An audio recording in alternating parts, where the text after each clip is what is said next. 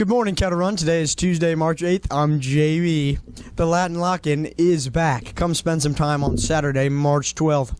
There will be a scavenger hunt, twister dancing, and prizes. See Miss Fort or Miss Marple for permission slips. Scholarships are available for students attending LFCC in the fall. Apply online before March 30th at lfcc.edu. See Mrs. Davis for more information. Let's celebrate Fauquier County's foreign language programs during Foreign Language Week. There will be a gathering at FHS after school today from 3:30 to 5. Bring a culture-specific snack and a song or dance to share. See your foreign language teacher for details. Now for Clubs News Sports with Bradley. Thanks, JB. Our club will meet after school tomorrow until 4:30 to work on YAM preparations. Science Honor Society will meet after school tomorrow in Mrs. Carell's room. Have you ever wanted to pie a teacher? Well, now's your chance. The Sophomore SCA is giving you a chance to pie a teacher during your lunch shift on Pie Day, Monday, March 14th. Tickets will be on sale during all lunch shifts this week. Tickets are $1 each or 6 tickets for $5. The Math Honor Society meeting for March is after school today in Mr. Mergen's room, 408. If you're interested in tutoring Spanish at Auburn Middle School, please contact Ms. Jardy or Ms. Fermacell. Varsity swimmers, please turn in your clean swim jacket to Mrs. Heckathorn in room 469 as soon as possible. If you were not at the sports award ceremony, please see her as well for your awards envelope. Have a great day. We leave you with of birthdays, the lunch menu, and a video on a special guest coming to Kettle Run.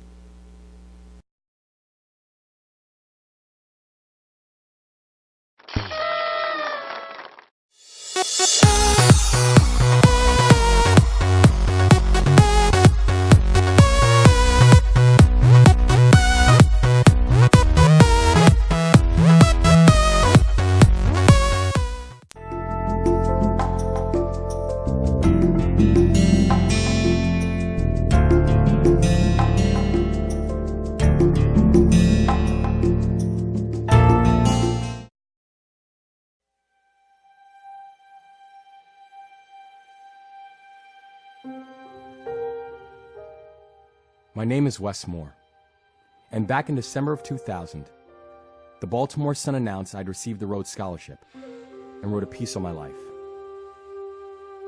The article talked about my childhood and described some of the difficulties I'd encountered while growing up. One of those difficulties was losing my father when I was 3 years old.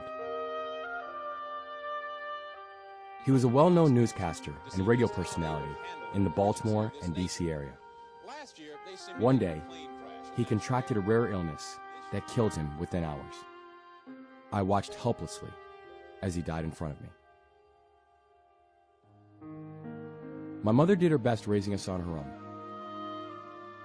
But before I was even a teenager, I became disillusioned with school and getting into trouble in my neighborhood.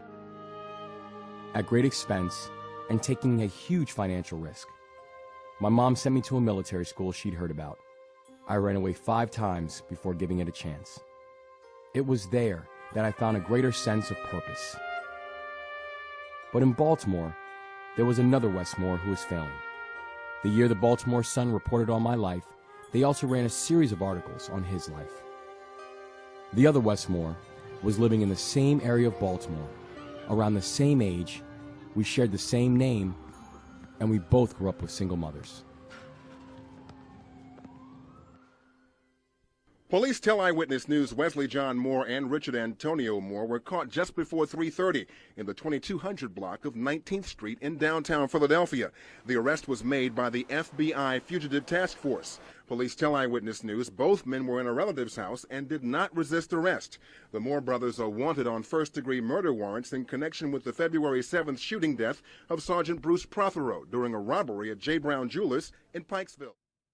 That year, while I was on my way to study at Oxford, my namesake was on his way to do life in prison.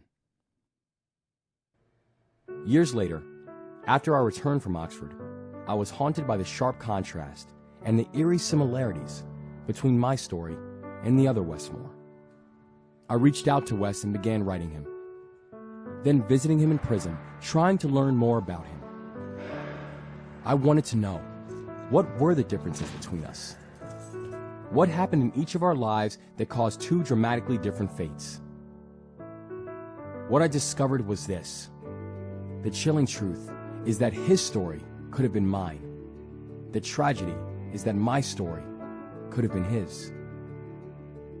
To understand our destinies and to explore larger, urgent questions about opportunity and fate, individual choice, and our priorities as a society, I wrote a book called The Other Westmore.